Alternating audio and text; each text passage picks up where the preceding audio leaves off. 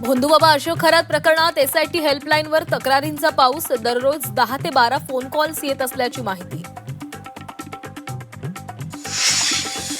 भोंदूबाबा Kharat door व्हिजिटसाठी घ्यायचा 5 लाख रुपये. अमावस्या आणि पौर्णिमेला खरातला आपल्या घरी व्यवसायाच्या ठिकाणी नेण्यासाठी लागायची भक्तांची रांग. शिर्डीतील 4 एकर जमीन खरेदी खरातच्या अंगलट. भोंदू अशोक खरात पत्नीसह 5 जणांवर गुन्हा दाखल. मूळ जमीन मालकाच्या तक्रारीनंतर फसवणुकीचा गुन्हा दाखल.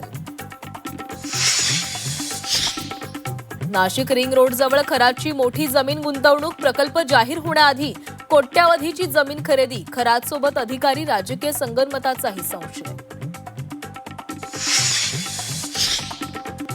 अटकेतील ऋषिकेश वैद्यची कोर्टामध्ये अजब मागणी. कोठडीमध्ये पूजा अर्चा करण्यासाठी मागितली परवानगी.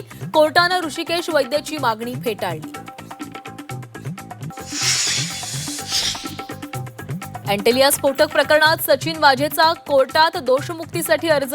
वाझेंचा गुन्ह्यात थेट सहभाग असल्याचं सांगत एनआयचा दोषमुक्तीला विरोध. मुंबई मनपाच्या आयुक्तपदाच्या शर्यतीमध्ये अश्विनी भिडे यांचं नाव आघाडीवर. उपमुख्यमंत्री शिंदे आणि अश्विनी भिडेंची जवळपास तासभर चर्चा. तर आयुक्तपदासंदर्भात फडणवीस आणि शिंदेंचीही खलबतं.